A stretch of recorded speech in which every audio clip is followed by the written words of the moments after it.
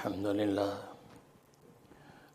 لله نحمده ونستعينه ونستغفره ونؤمن به ونتوكل عليه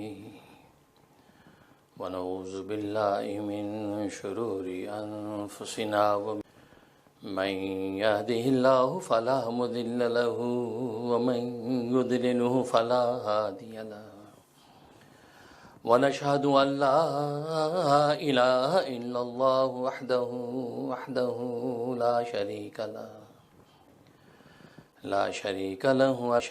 له ولا نظير له ولا مثل له ولا مثال له ونشهد أن سيدنا وسندنا وشفيعنا وشفيع أمرنا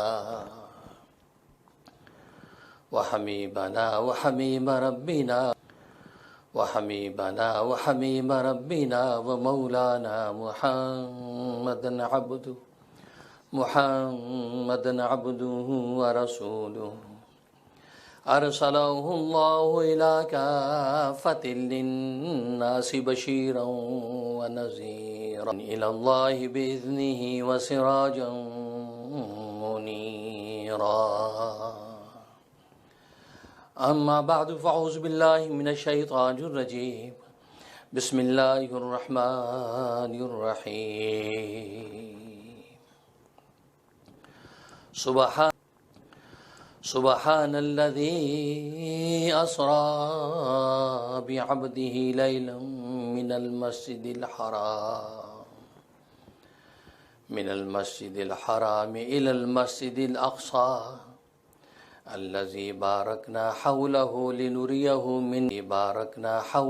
لنريه من آياتنا إنه هو السميع البصير.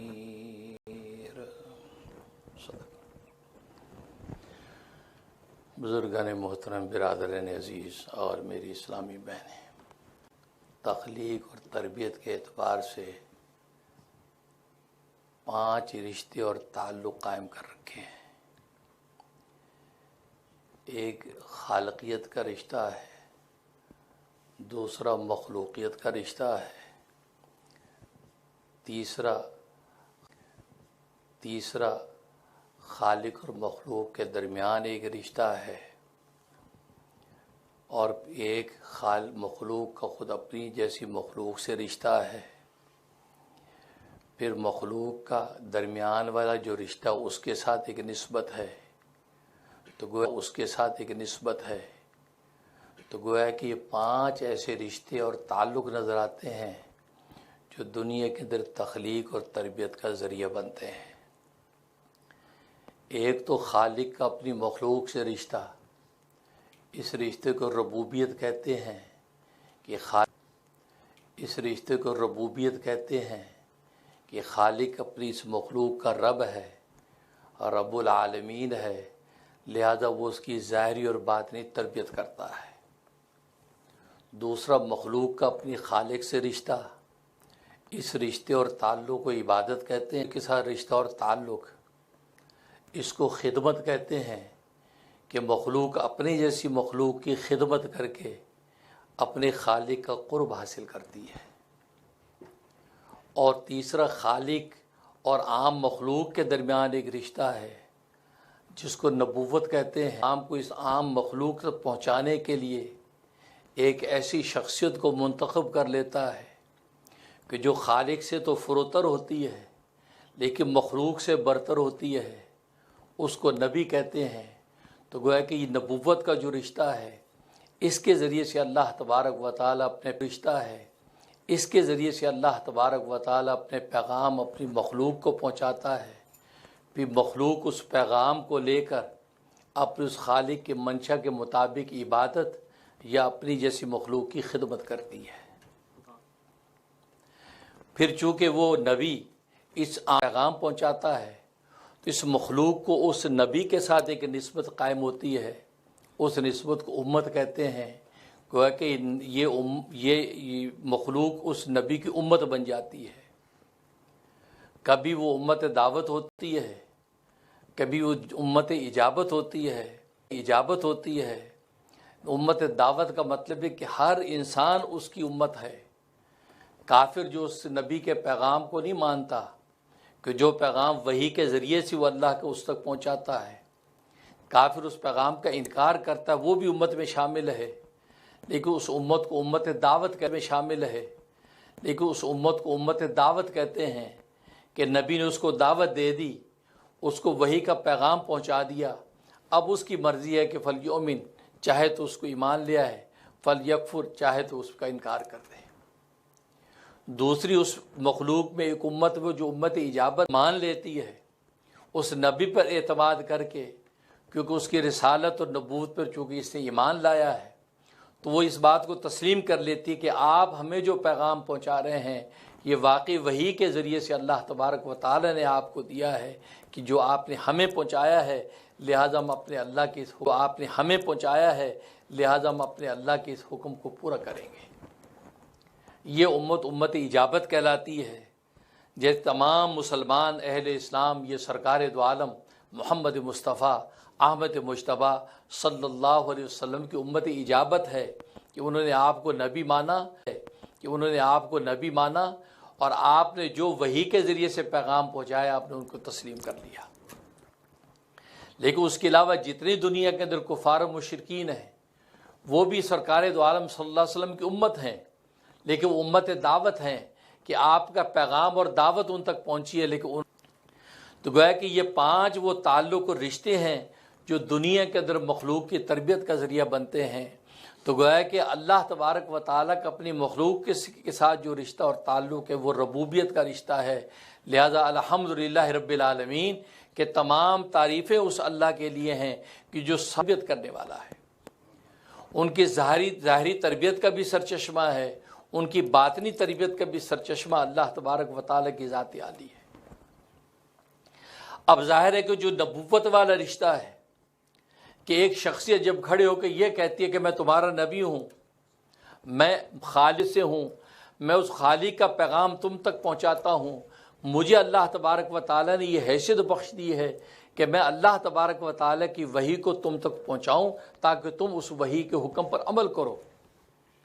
تو مخلوق کے اندر ایک سوال پیدا ہوتا ہے کہ بھئی اتنی مخلوقات موجود ہیں تو اللہ تبارک و تعالیٰ نے منتخب کر لیا ہے، اس پر دلیل کیا ہے؟ آپ کے پاس کیا دلیل ہے کہ آپ اللہ تبارک و تعالیٰ کے وہ برگزیدہ بندے ہیں اور اجتباء اور استفاء کے ذریعے سے اللہ نے آپ ہی کو اس مقصد کے لیے چن لیا ہے؟ فلاں کو کیوں نہیں چنا، فلاں کو کیوں نہیں چنا، فی کو اس مقصد کے لیے چن لیا ہے، فلاں کو کیوں نہیں چنا، فلاں کو کیوں نہیں چنا، فلاں کو کیوں نہیں چنا؟ جیسے خود مشرکین مکہ نے یہ اعتراضات کیے کہ بھی ابو جہل جیسا سردار نبی کیوں نہیں بنا، عتبہ جیسا سردار نبی کیوں نہیں بنا، شیبہ جیسا سردار نبی کیوں نہیں بنا، بڑے بڑے مالدار ملک طائف کے اندر موجود ہے وہ نبی کیوں نہیں بنے، ایک در یتیم کو ہی نبی بنانا تھا؟ بھئی کیا دلیل ہے؟ اسی طریقے سے ہر دور کے اندر نبی جب آتا رہا تو اس وقت کی عام مخلوق نے ان سے یہ سوال کیا کہ آپ نبی ہیں، آپ کو یہ خصوصیت حاصل ہے کہ آپ خالق اور عام مخلوق کے ذریعہ بن گئے ہیں، وہاں سے پیغام ہمیں دیتے ہیں اور براہ راست وہاں سے پیغام لیتے ہیں، آپ کو خصوصیت کس بنا پہ ملی ہے؟ دلیل کیا ہے؟ تو اللہ تبارک و تعالی نبی کو دلیل کے طور پر معجزہ دیتا ہے۔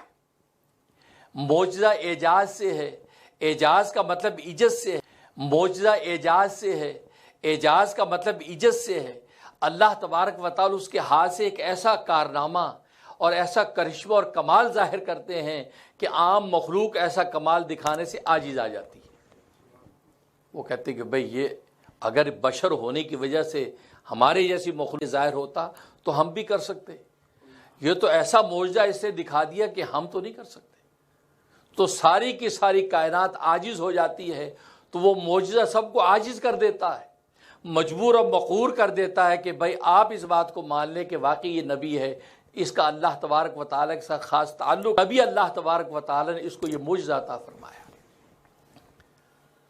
چنانچہ ہر دور کے اندر معجزات نبیوں کو دیے جاتے رہے، چنانچہ سب سے آخر میں محمد مصطفیٰ احمد مجتبیٰ صلی اللہ علیہ وسلم تشریف لاتے ہیں تو آپ کو بھی معجزات عطا کیے گئے، آپ نے بھی دعوی نبوت آتے ہیں تو آپ کو بھی معجزات عطا کیے گئے، آپ نے بھی دعوی نبوت کیا، ظاہر ہے کہ قوم نے معجزے کا مطالبہ کیا تو اللہ تبارک و تعالی نے آپ کے ہاتھ پر بھی معجزات ظاہر کیے اور آپ نے وہ معجزات دکھائے اور وقت کے لوگوں کو اس کو عاجز کر دیا کہ اس کا کوئی جواب نہ دے سکے۔ جو کوئی جادوگری سمجھا، کہا کہ یہ تو جادوگری ہے، یہ تو کوئی ایسا سحر ہے، آج کی زبان میں ایسا مسمریزم ہے کہ ایسا مسمریزم کر دیا کہ ہمیں وہ نظر آ رہا ہے جو وہ چاہتا ہے، حالانکہ ایسا نہیں ہے۔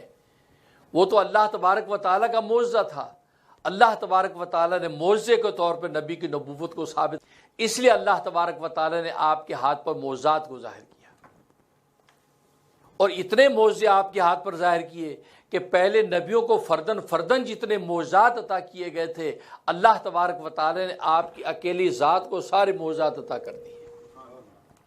حسن یوسف دم عیسیٰ معجزات عطا کر دیے، حسن یوسف دم عیسیٰ ید بیضا داری، حسن یوسف دم عیسیٰ ید بیضا داری، آنچے خوباں ہمہ دارن کی تو تنہا داری۔ یوسف جیسا حسن بھی ایسا دیا کہ یوسف کا حسن آپ کے حسن کے سامنے ماند پڑتا ہے، ایسا دیا کہ یوسف کا حسن آپ کے حسن کے سامنے ماند پڑتا ہے۔ دم عیسیٰ ایسا دیا کہ مردوں کو زندہ کرتے ہیں، تو آپ کے ذریعے سے بھی اللہ نے مردوں کو زندہ کیا۔ اور سب سے بڑی چیز تو انسان کے جسم مردے کو زندہ کرنا اتنا بڑا کمال نہیں تھا جس طرح مردہ دلوں کو زندہ کرنا، مردہ دلوں کو زندہ جو نبی نے کیا کہ کائنات انسانی اس کی نظیر ہی پیش نہیں کر سکی۔ ایسے دل جو مردہ ہو چکے تھے ان کو اللہ تبارک و تعالیٰ کے اس نبی نے ایک نگاہ کیمیا سے ڈالی، زندہ ہو گئے اور وہ کہہ اٹھے اشہد ان لا الہ الا اللہ واشہد ان محمد رسول اللہ۔ دیا وہ معجزات آپ کو بھی دیے، تو ہوا کہ ہر نبی کے معجزے سارے کے سارے اکٹھے کر کے آپ کی ذات کو عطا کر دیے، اور یہ اس بات کی دلیل اور اشارہ تھا کہ آپ کی ذات پر ساری نبوت کے جتنے کمالات تھے آپ کی ذات پر ختم ہو چکے ہیں۔ جب نبوت کے سارے کمالات آپ کی ذات پہ ختم ہو چکے ہیں، اب نبوت کے سارے کمالات آپ کی ذات پہ ختم ہو چکے ہیں، اب کسی بھی نبوت کے کمال کو ظاہر کرنے کے لیے کسی نئے نبی کی ضرورت نہیں ہے، لہذا آپ نبی آخر الزماں ہیں، آپ کے بعد اب کوئی نیا نبی آنے والا نہیں۔ تبھی تو آپ کو سارے کمالات دے دیے۔ چنانچہ حدیث میں آتا ہے نبی کریم میں قصر نبوت کی آخری اینٹ ہوں۔ یہ خوبصورت محل بنا ہوا ہے، آپ حصی مثال دیتے ہیں۔ ایک شخص گزرا، اس نے محل کو دیکھا، کہا کہ کیا خوبصورت محل ہے، سبحان اللہ، واہ۔ دیکھتا چلا گیا، دیکھتا رہا، آخر میں کونے پہ ایک اینٹ، وہ اینٹ کی جگہ خالی۔ اس نے کہا یار اتنا حسین و جمیل شاندار محل، کاش یہ اینٹ بھی اگر لگ جاتی تو یہ محل مکمل ہو جاتا، یہ اینٹ نہیں لگی ہوئی، اس کی وجہ سے ابھی ناقص نظر آ رہا ہے۔ وہ آدمی یہ کہتا ہے، نبی مثال دے رہے ہیں۔ اس اینٹ کو جب لگا دیا گیا، اس نے کہا سبحان اللہ، اب یہ اس اینٹ کو جب لگا دیا گیا، اس نے کہا سبحان اللہ، اب یہ مکمل ہو گیا پورا محل، اب اس کے اندر مزید کسی اینٹ لگانے کی گنجائش نہیں، بلکہ مزید اینٹ لگائی جائے گی تو اس کے سٹرکچر کا جو حسن و جمال وہ بگڑ جائے گا۔ تو نبی فرماتے قصر نبوت کی جو آخری اینٹ ہے وہ میں ہوں۔ میں قصر نبوت، یہ نبیوں کا سلسلہ ناقص رہا، جب میں وہ قصر نبوت کی آخری اینٹ فٹ کر دی گئی تو نبوت کا یہ محل مکمل ہو گیا، اب اس کے اندر مزید کوئی گنجائش نہیں۔ میں انا آخر النبیین، میں آخری نبی ہوں۔ اور قرآن نے خود بھی آپ کو خاتم النبیین کا، نبیوں کے بالکل آخر میں آنے والے بات پر ختم کر دیے، کیونکہ اب اس کے بعد کسی نبی کی ضرورت نہیں ہے۔ یہی وجہ ہے کہ قرب قیامت میں عیسیٰ علیہ الصلوۃ والسلام کو لایا جائے گا، ایک پرانا نبی لایا جائے گا، نیا نبی نہیں، پرانا نبی۔ اگر نئے نبی کی گنجائش ہوتی تو اللہ تبارک و تعالی اس کام، اللہ نے آسمانوں پر سیف رکھا ہوا ہے، اللہ کوئی نیا نبی کھڑا کر دیتا؟ اللہ کے خزانوں میں کوئی کمی ہے؟ اللہ کوئی نیا نبی کھڑا کر دیتا، جو کام عیسیٰ علیہ الصلوۃ والسلام کو سے لینا تھا اس نئے نبی سے لے لیتے۔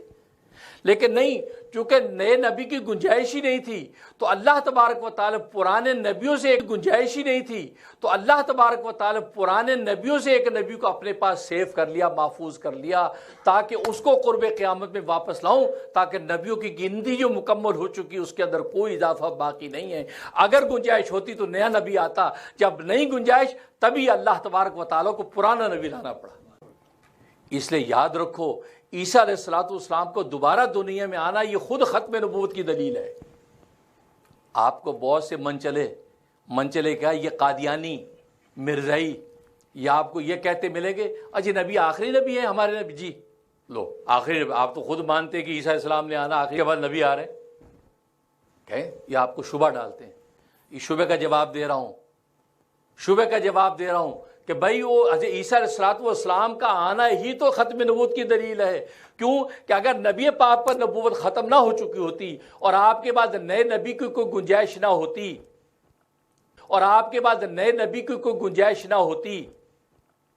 تبھی تو عیسیٰ علیہ السلام پہ ایک پرانا نبی لایا گیا، اور اگر گنجائش ہوتی تو اللہ تبارک و تعالیٰ کے خزانے میں کمی تھی کہ عیسیٰ علیہ السلام کو کئی ہزار سال کے لیے آسمانوں پر محفوظ رکھا ہوا ہے، اور ان کو قرب قیامت میں زمین پہ لائیں گے، آسمانوں پر محفوظ رکھا ہوا ہے، اور ان کو قرب قیامت میں زمین پہ لائیں گے۔ اس سے بہتر اللہ کو نیا نبی لے آتا۔ اس لیے یاد رکھو، عیسیٰ علیہ السلام کو دنیا میں دوبارہ آنا یہ ختم نبوت کے خلاف نہیں ہے، بلکہ ختم نبوت کی دلیل ہے۔ ختم نبوت کی دلیل ہے کیونکہ پرانا نبی آنا ہی اس بات کی دلیل ہے کہ آپ صلی اللہ علیہ وسلم پر نبوت ختم ہو گئی ہے، اب آپ کے پاس نیا نبی آ نہیں سکتا۔ اس لیے فرمایا انا آخر نبی، میں آخری نبی ہوں، لا نبی آبادی، میرے بعد کوئی نبی نہیں ہے، نہ کوئی ذلی نبی نہ بروزی نبی، جیسے کے تابع ہو کر نبی ہے، نہیں، خاتم النبیین آپ بالکل کسی قسم کا کوئی نبی اب آنے والا نہیں، آپ آخری نبی۔ اور اس کی علمی دلیل کیا ہے؟ علمی دلیل قرآن کریم، کیونکہ آپ صلی اللہ علیہ وسلم کو دیگر معجزات میں دو معجزے ایسے عطا، علمی معجزہ ہے۔ علمی معجزہ کسی نبی کو نہیں ملا، سب کو عملی معجزے ملے ہیں۔ موسیٰ علیہ السلام کو عملی معجزہ ملا، آپ نے اپنا عصا ڈالا اژدہا بن گیا، آپ نے بغل میں ہاتھ ڈالا نکالا سورج چاند کی طرح چمکنے لگا۔ عیسیٰ علیہ السلام کی چڑیاں بنائی، پھونک معجزے ہیں۔ علمی معجزہ ان میں کوئی بھی نہیں ہے۔ علمی معجزہ صرف سرکار دو عالم صلی اللہ علیہ وسلم کو عطا کیا گیا، کسی نبی کو نہیں عطا کیا گیا۔ اور میں نے بتایا معجزہ نبوت کی دلیل ہوتا ہے، نبوت دعویٰ ہے، معجزہ اس کی دلیل ہے، اور قرآن کریم کا یہ علمی معجزہ یہ تھا، اور آگے قیامت تک یہ قرآن کا معجزہ باقی رہے گا۔ تو جب دلیل باقی ہے اس کا مطلب دعویٰ باقی ہے۔ دلیل قرآن کریم تھا اور دعویٰ نبی کی نبوت تھی، تو معلوم ہوا کہ قیامت تک نبی کی نبوت جاری رہے گی، کہ جب تک دلیل باقی تو دعویٰ باقی رہتا ہے۔ پہلے نبی کہ جب تک دلیل باقی تو دعویٰ باقی رہتا ہے۔ پہلے نبیوں کی جتنے یہ دلیلیں تھیں یعنی معجزے تھے، وہ ان کے وجود کے ساتھ دفن ہو گئے۔ عملی معجزے کا یہ ہوتا، عامل جب تک ہے تو معجزہ ہے، عامل دنیا سے گیا معجزہ ساتھ چلا گیا۔ لیکن نبی کریم صلی اللہ علیہ وسلم کو اللہ تبارک و تعالی عملی معجزوں کے ساتھ یہ علمی معجزہ اس لیے عطا فرمایا کہ آپ کی نبوت قیامت تک چلنی ہے۔ اور علم کا کمال یہ ہوتا ہے کہ عالم کے دنیا سے جانے کے بعد بھی علم جاری رہتا ہے۔ اس لیے قرآن خود مستقل آپ کی ختم نبوت کی دلیل ہے۔ قرآن خود مستقل آپ کی ختم نبوت کی دلیل ہے کہ آپ کے بعد کسی نبی کی گنجائش نہیں۔ اور دوسرا جو باکمال معجزہ اللہ تبارک و تعالی نے آپ کو عطا کیا، جو عملی معجزوں میں سے ہے، اور ایسا عملی معجزہ کہ کائنات انبیاء کے اندر تو اس کی نظیر ہے ہی نہیں۔ آج کی آنے کے دعوے کرتی ہے، سائنس اور ٹیکنالوجی بھی اس معجزے کے سامنے آج ہی نظر آتی ہے، اور وہ معجزہ اسراء اور معراج کا معجزہ ہے۔ اسراء اور معراج کا معجزہ ہے کہ سرکار دو عالم صلی اللہ علیہ وسلم مختصر وقت میں، رات کے مختصر حصے میں بیت اللہ سے بیت المقدس تک جاتے ہیں، سفر کرتے ہیں، بیت المقدس تک جاتے ہیں، سفر کرتے ہیں، بیت المقدس سے عالم بالا مقام احدیہ تک اللہ تبارک و تعالیٰ کے دیدار اپنی سر کی آنکھوں کے ساتھ کرتے ہیں اور انہیں چند لمحوں میں واپس آ جاتے ہیں۔ یہ جو جسم و جان کے ساتھ بیداری کی حالت میں آپ کو یہ عملی معجزہ دیا گیا، اس معجزے کی کوئی نظیر نہیں ہے، نظیر نہیں ہے۔ یہ اسراء و معراج کا معجزہ، اور میں نے پہلے بھی بتایا تھا کہ اس پر مستشرقین یہ جو دشمنان اسلام کے جو اسکالرز ہوتے ہیں، یہ زور لگاتے ہیں کہ اس کا انکار کرو۔ سب سے زیادہ زور انہیں معراج کے معجزے پر لگایا، روحانی طور پر گئے تھے۔ یہ فزیکلی امپاسبل، کیسے چلے گا بھائی؟ فزیکلی کیسے جا سکتے ہیں؟ درمیان میں طبقہ زمہریریہ ہے، طبقہ ناریہ ہے۔ فلاسفہ کہتے ہیں طبقہ زمہریریہ اور ناریہ میں سے جسم گزرے تو گل سڑ جائے گا، نہیں جا سکتے۔ اسکالر بھی بعض وہ بھی ان شبہات کا شکار ہو کے کہتے ہیں ہاں یہ ایک خواب تھا، اصل میں آپ نے سوتے میں یہ سارا نظارہ دیکھا تھا، آپ روحانی طور پر گئے تھے، جسمانی طور پہ نہیں گئے۔ سبحان اللہ، سبحان اللہ۔ کیسا مستشرقین نے، دشمن اسلام نے پروپیگنڈا، کیونکہ پروپیگنڈا دنیا میں نصارہ اس پروپیگنڈا گیم میں نمبر 1 ہے۔ خود نبی کے زمانے میں بھی ایسے پروپیگنڈے کرتے تھے کہ جناب وہ اچھے بڑے انسان کا دماغ گھوم جائے، لوگ جب اس آگے نہ بڑھ سکیں۔ تو اسراء و معراج کا معجزہ تھا، یہ عملی معجزہ ایسا عطا کیا کہ سائنس اور ٹیکنالوجی کے پاس اس کا جواب مان لے تو دنیا ساری مسلمان ہو جائے کہ یار ان کا نبی، اس کے نبی کے سامنے سائنس ٹیکنالوجی کچھ بھی نہیں۔ جس سائنس ٹیکنالوجی پہ ہم بڑا مان کرتے ہیں، اتنے راکٹ بناتے ہیں، اتنی چاند گاڑیاں بناتے ہیں، پھر بندہ جا کر چاند پر جاتا اور چاند تو یہ کھڑا، اور یہ تو ساتوں آسمان، اور چاند تو یہ کھڑا، اور یہ تو ساتوں آسمان، ان کا فاصلہ کتنا پتہ ہے؟ زمین سے آسمان تک کا فاصلہ کتنا ہے؟ ابو ہریرہ رضی اللہ تعالیٰ عنہ کی روایت ہے، فرماتے ہیں زمین سے آسمان تک کا فاصلہ 500 سال کی مسافت ہے۔ 500 سال تک 500 سال کی مسافت ہے۔ 500 سال تک ایک مسافر سفر کرتا رہے، وہ پہنچے گا پہلے آسمان پہ۔ پھر پہلا آسمان 500 سال کی مسافت جتنا موٹا ہے وہ عبور کرے گا۔ پھر پہلے آسمان سے دوسرے آسمان تک کا فاصلہ 500 آسمان سے دوسرے آسمان تک کا فاصلہ 500 سال کی مسافت ہے۔ پھر دوسرا آسمان 500 سال کی مسافت جتنا موٹا ہے۔ پھر دوسرے سے تیسرے آسمان تک کی مسافت 500 سال کا سفر ہے۔ پھر اس کی موٹائی 500 سال، پھر اس سے اوپر چوتھے آسمان تک 500 سال کی مسافت، اور پھر ہر آسمان کی موٹائی 500 سال، آپ کیلکولیشن کرتے جائیں۔ پھر 7ویں آسمان سے سدرۃ المنتہا تک پہنچنے میں 500 سال کی مسافت ہے۔ پھر سدرۃ المنتہا کی جو موٹائی ہے وہ اس کا حجم وہ 500 سال کی مسافت ہے۔ پھر اس سے اوپر جب جاتے ہیں مقام شریف الاقام، جہاں لوح محفوظ، جہاں قلم لکھتے ہیں تقدیر کے فیصلے جن کی آوازیں نبی نے خود سنی تھی، وہاں تک پہنچنے پہ 500 سال کی مسافت۔ پھر اس کی موٹائی کا حجم 500 سال کی مسافت۔ اس کے بعد پھر عرش 500 سال کی مسافت۔ اس کے بعد پھر عرش الہی تک پہنچنے میں 500 سال کی مسافت۔ اب آپ اندازہ لگا لیجئے کہ یہ کتنا طویل ترین سفر بنتا ہے۔ آپ کا چاند پہ جانا تو کچھ کمال ہی ہے، چاند تو یہ کھڑا، چاند پہ جانا تو کچھ کمال ہی ہے، چاند تو یہ کھڑا، چاند تو بادلوں سے تھوڑا سا اوپر ہے، آسمان تک، آسمان پہ تو ہے بھی نہیں۔ یہ تو ہم ویسے کہہ دیتے ہیں آسمان پہ چاند، وہ تو اونچی چیز کو آسمان کہہ دیتے ہیں، ورنہ چاند تو بہت نیچے ہے۔ تو یہ سائنس کہتی ہے ہم چاند پہ پہنچ کے اپنی یہ صلاحیت اور واپس آ گیا، ہو کر واپس آ گیا۔ عیسیٰ علیہ الصلوۃ والسلام کی طرح چلا نہیں کیا، پھر نہیں آئے گا، کیونکہ عیسائیوں کے اندر بہتوں کا عقیدہ یہی ہے، ہم تو کہتے آئیں گے۔ ادریس علیہ الصلوۃ والسلام کے لیے کی طرح چلا گیا، چوتھے آسمان پہ واپس نہیں آئے گا، کیونکہ ادریس علیہ الصلوۃ والسلام کی قبض روح جو یہ کہتے ہیں کہ یار یہ نبی پاک جب آسمانوں پہ گئے تو یہ درمیان میں اتنے طبقہ زمہریریہ اور ناریہ آتا تو جسم گل سڑ جائے گا۔ ان سے ہم پوچھتے ہیں ادریس علیہ الصلوۃ والسلام کے عروج کو وہ مانتے ہیں، وہ مانتے ہیں کہ ادریس علیہ السلام چوتھے آسمان پر پہنچے وہیں ان کا انتقال ہوا ہے، وہ مانتے ہیں کہ ادریس علیہ السلام چوتھے آسمان پر پہنچے وہیں ان کا انتقال ہوا ہے، تو وہ کیسے چلے گئے؟ وہ کیسے چلے گئے؟ اس کو آپ نے کیسے مان لیا کہ صحیح سلامت چلے گئے؟ ان کو طبقہ ہم زمریری اور ناریہ نے جلایا کیوں نہیں؟ اس کا مطلب یہ ہے یہ اللہ تبارک و تعالیٰ کے ہاتھ میں ہے۔ اللہ تبارک و تعالیٰ پیدا کر کے آپ مسلمانوں کے دماغوں کو ڈائیورٹ نہیں کر سکتے۔ اور میں نے بتایا اس معجزے کا انکار زیادہ اس لیے کیا جاتا ہے کہ بھئی یہ سائنس اور ٹیکنالوجی کو مات دے رہا ہے یہ معجزہ، اس لیے لوگ پریشان ہوتے ہیں کہ یار اس کا انکار کرو، یہ اس کو مان لیا تو دنیا کہے گی یار یہ اسلام اور مسلمانوں کا پیغمبر، یہ تو سائنس اور ٹیکنالوجی کچھ بھی نہیں ہے، جبکہ سائنس اور ٹیکنالوجی بھی اسلامی کی خیرات ہے جو دنیا کو ملی ہے۔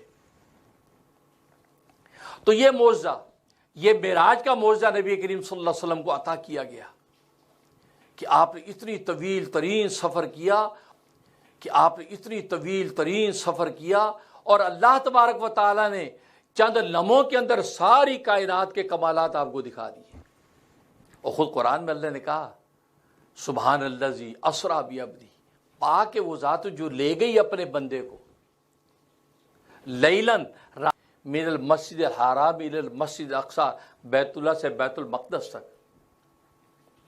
کیوں لے گئی؟ اور بیت المقدس کیسی جگہ ہے؟ فرمایا کہ وہ ایسی جگہ ہے کہ جس کے ارد گرد برکتیں نازل ہو رہی ہیں، بابرکت جگہ ہے۔ کیوں لے گئے؟ لنریہ من آیاتنا، تاکہ ہم اپنی عظمت کی نشانیاں اس نبی کو دکھائیں۔ جب یہ اتنا طویل ترین سفر کرے گا، ہر آسمان پہ جب دیکھے گا ہماری قدرت و عظمتیں، تو یہ نبی جب دیکھ لیا، یہ نبی تو مصدق ہے، سارے نبیوں کی تصدیق کرنے والا ہے۔ جب یہ سارے کمالات کی تصدیق کر دے گا تو سارے کے سارے نبیوں کی تصدیق آٹومیٹکلی ہو جائے گی۔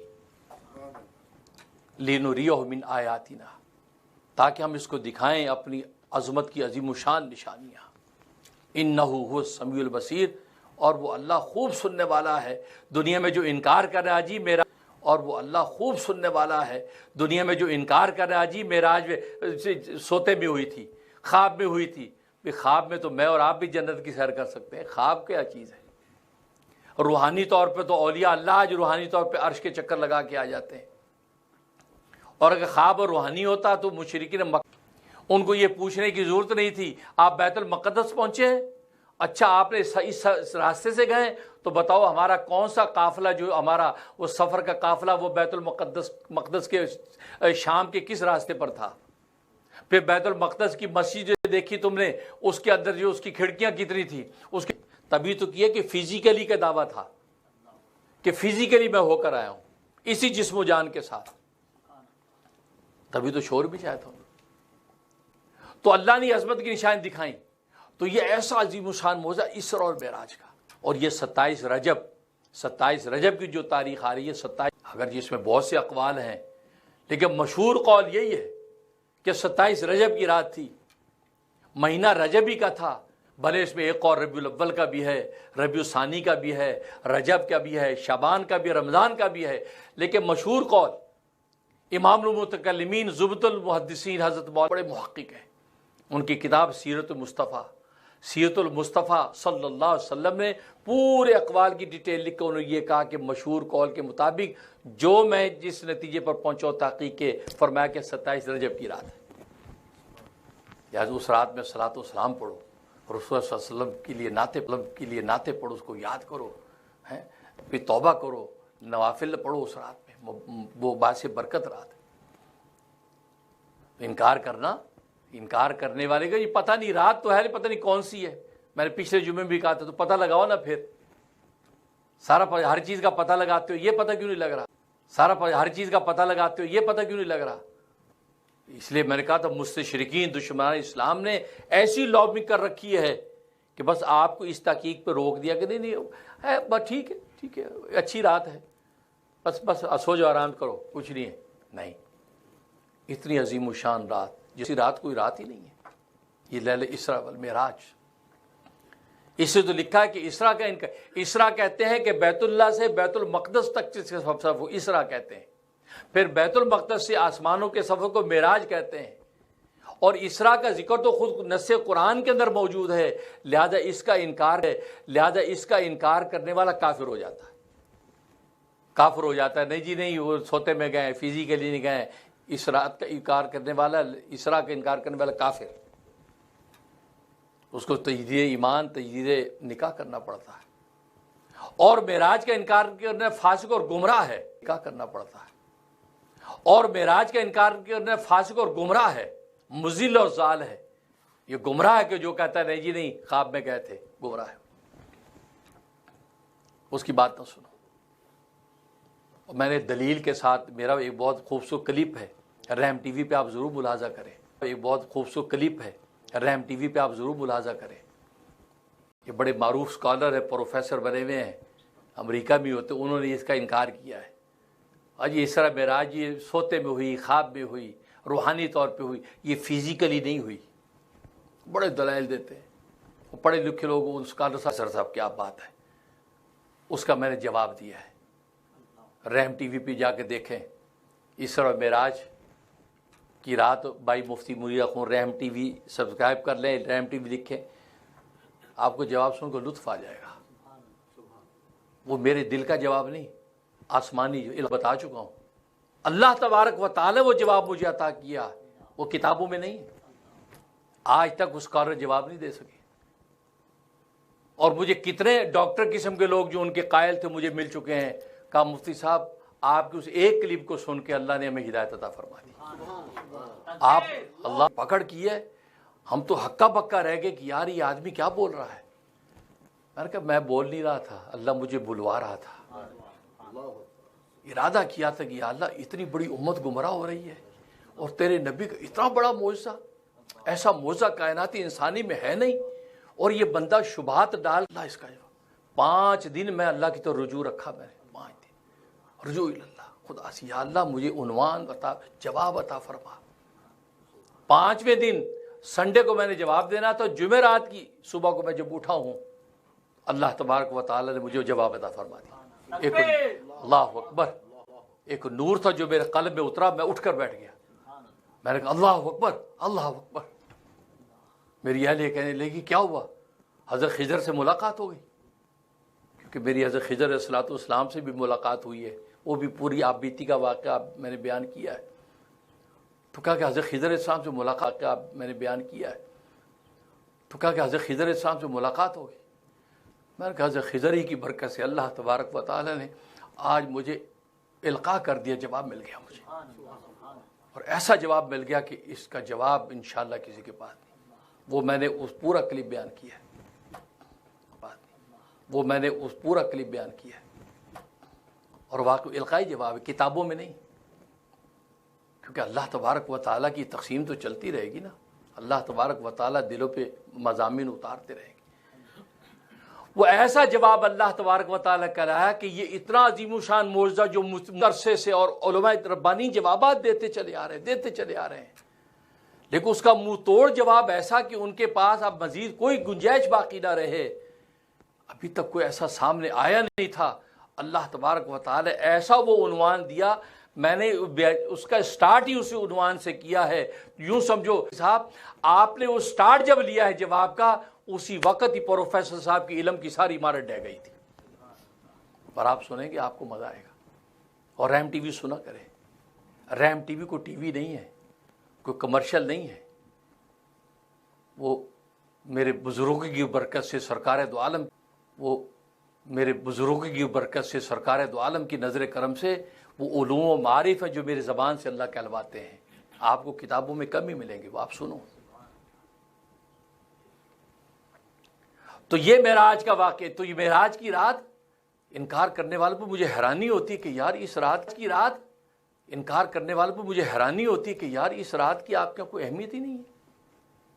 تو سرکار دو عالم صلی اللہ علیہ وسلم کو اللہ تبارک و تعالی نے یہ معراج کی یہ کمال و معجزہ عطا فرمایا۔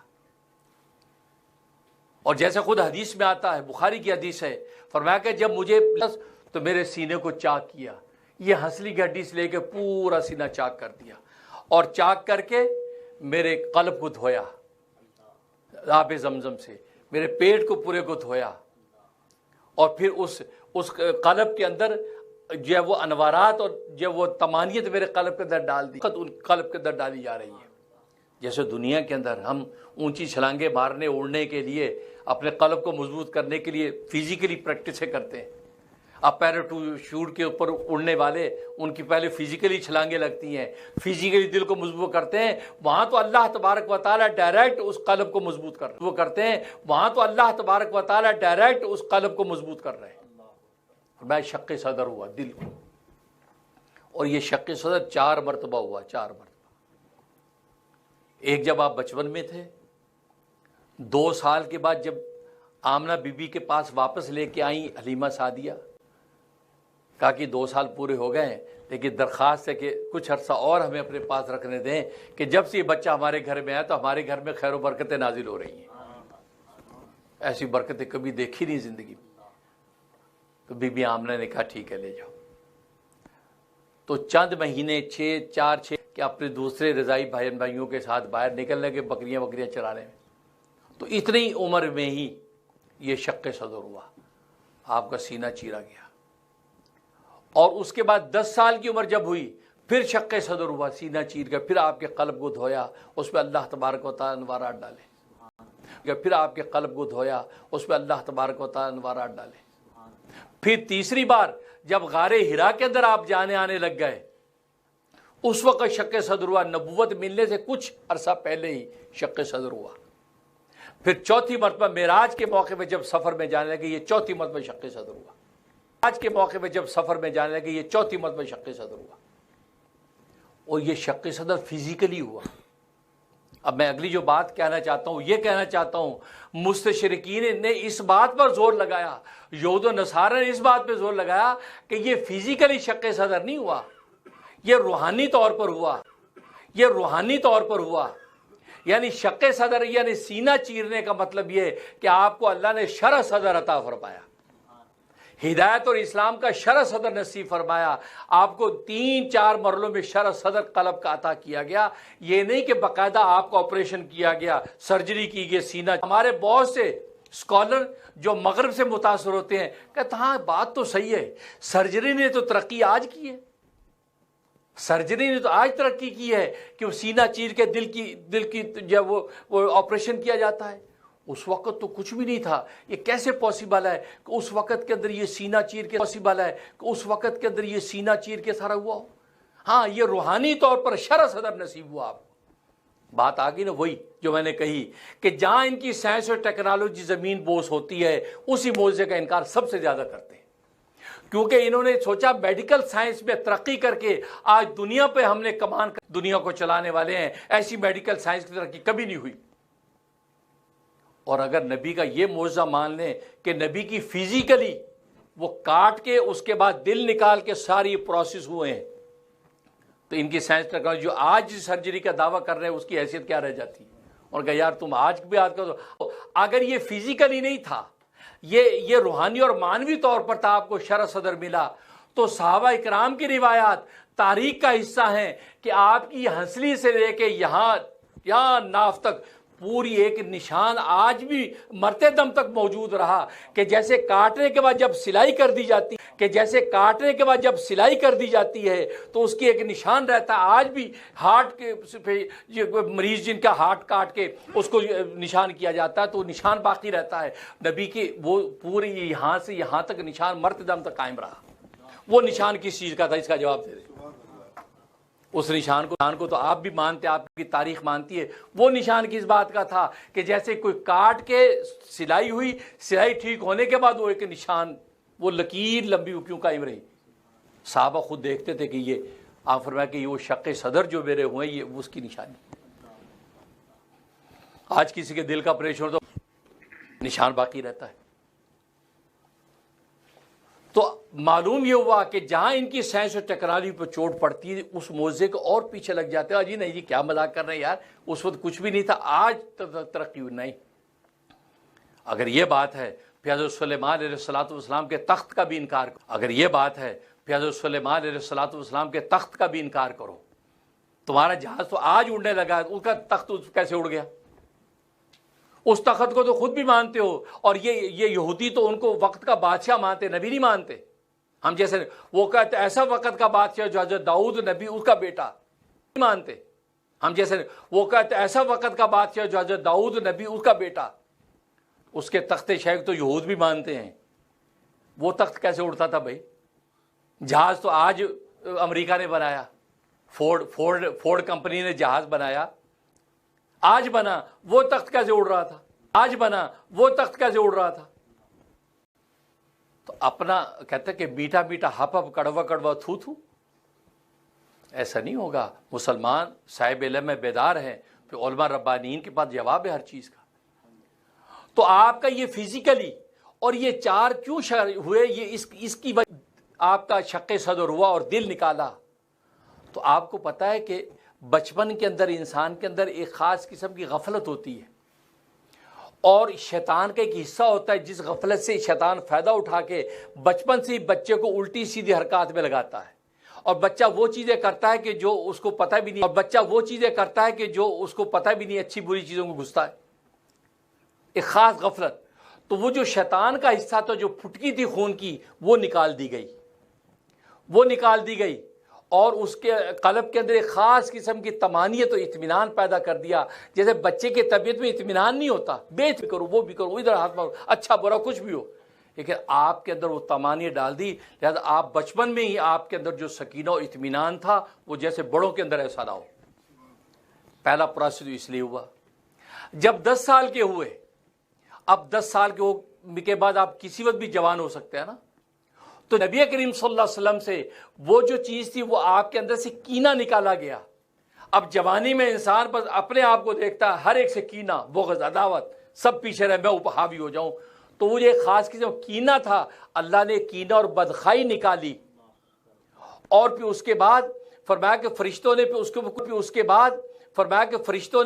کچھ چیز چھڑکی. وہ کیا چھڑکی؟ کہ سارے لوگوں کی خیر خواہی اور محبت اور مہربانی ڈال دی. اور نبی خود فرماتے ہیں کہ 10 سال کی عمر سے جب وہ آپریشن میرا ہوا، اس کے بعد سے مخلوق کے خدا کی کینہ اور بدخوائی میرے قلب سے نکل گئی، اور مجھے مخلوق کے خدا کی کینہ اور بدخوائی میرے قلب سے نکل گئی، اور مجھے مخلوق کے ہر چھوٹے بڑے پر ترس اور رحم آنے لگا. کیونکہ رحمت للعالمین بن کے آنا ہے تو مہربانی آپ کی طبیعت میں ڈال دی. فرمایا ہر ایک کے ساتھ میں مہربان ہو گیا. اس کے بعد تیسرا پروسیس آیا، مہربان ہو گیا. اس کے بعد تیسرا پروسیس آیا جب نبوت ملنی، اس سے پہلے کا وقت ہے. اب جب نبوت ملنی ہے تو آپ نبوت کا بار ہوگا نا، نبوت کا بوجھ پڑے گا. اس کے لیے آپ کو پتا ہے کہ انکار کرنے والے انکار بھی کریں گے، اور آپ تحمل سے پیغام حق کو لے کے چلیں. تو آپ قلب کے اندر تحمل و بردباری اور وہ طاقت ڈال دی تاکہ تھویڑے جب مخالفین کے آئیں تو آپ ان کو برداشت کر سکیں. اسے تیسرے وقت میں آپ نے وہ تحمل ڈال دیا، وہ تحمل بردباری. اب اس کے بعد آپ کو نبوت مل گئی. جب نبوت کا آپ نے دعویٰ کیا تو آپ جانتے ہیں پھر مکہ کے اندر آپ کو گالیاں دی گئیں، طائف کے اندر آپ کو پتھر پڑے، لیکن آپ استقامت کا پہاڑ اپنی جگہ سے ہلا نہیں، کیونکہ وہ تحمل کی طاقت عطا کر دی گئی. پھر اس کے بعد چوتھا جو شق صدر ہوا اس معراج کے موقع پر، کیونکہ معراج کے اندر آپ نے عالم غیب کے نظارے کرنے ہیں، یہاں تک کہ خود آپ نے عالم غیب کے نظارے کرنے ہیں، یہاں تک کہ خود اللہ تبارک و تعالیٰ سے ملاقات کرنی ہے. اور کتنی معراجیں؟ میں نے بتایا 10 معراجیں آپ کو ہونی ہیں. کتنی اوپر سے اوپر 7 تو آسمانوں کی ہے، 7 آسمانوں کی، پھر اس کے اوپر 3 سدرۃ المنتہا تک کا. تو گویا کہ 10 معراجیں آپ کو کرنی تھی، اور مختصر وقت میں. تو آپ کے قلب کے اندر مشاہدہ غیب کی طاقت ہونی چاہیے نا، اس لیے شق صدر ہوا، آپ کے قلب کے اندر وہ مشاہدہ غیب کی طاقت ڈالی. پھر ملائکہ کی دنیا کے اندر جانا، وہاں کے نظارے کرنے ہیں، اس کا تحمل ڈالا آپ کے اندر، تو وہ مشاہدہ غیب کی طاقت ڈالی. اس لیے آپ کا چوتھا شق صدر ہوا. یعنی جو پروسیس آج ہم لا الہ کی ضربوں کے ساتھ اپنے دل کے اندر پیدا کرنے کی کوشش کرتے ہیں، اللہ تبارک و تعالی نے براہ راست وہ طاقتیں آپ کے قلب کو عطا کی، یہاں تک کہ آپ نے مقام احدیت تک پہنچ کر اللہ سے ملاقات. تو یہ شق صدر میں نے بتایا، شکل فزیکلی ہوا. یاد رکھو یہ نبی کا بہت بڑا معجزہ ہے. بہت بڑا معجزہ ہے۔ لیکن میں نے کہا جو مستشرقین کے شبہات سے متاثر ہمارے اسکالر وہ کہتے ہیں نہیں جی فزیکلی نہیں، وہ اصل ایکچولی یہ ہوا، ایکچولی صدر ہوئے اور آپ نے معراج کے سفر کی تو عروج کیا۔ انشاءاللہ یہ سفر جاری رہے گا، آئندہ بھی اس پر گفتگو ہوگی۔ تو کہنے کا مطلب ہے یہ وہ بنیادی نکات آپ یاد رکھیں، اس کو آگے شیئر کریں، کیونکہ یہ نکات کہنے سننے کو ملیں گے نہیں، یہ وہ کام کی چیزیں ہیں۔ اس لیے کہ علم اس طریقے سے پھیلتا جب رہتا ہے تو پھر گمراہی کے راستے، اور پھیلتا جب رہتا ہے تو پھر گمراہی کے راستے آٹومیٹکلی بند ہوتے ہیں۔ پھر کیونکہ آج سوشل میڈیا ہے، اور سوشل میڈیا کا مرض یہ ہے کہ وہ اس کے اندر جو دیکھا سن لیا، لوگ امپریس ہو گئے۔ نہیں، میں نے پہلے بھی بتایا کہ ایسے امپریس نہ ہوا کرو۔ سوشل میڈیا کے اوپر میں نے بتایا کہ جو اسکالر صوفیہ کے اوپر میں نے بتایا کہ جو اسکالر صوفیہ اور فقہا یعنی تصوف اور فقہ پر اعتراض کرے اور صرف تصوف فقہ کا انکار کرے، سمجھ لو یہ آدمی گمراہ، یہ ہمارے کام کا نہیں ہے۔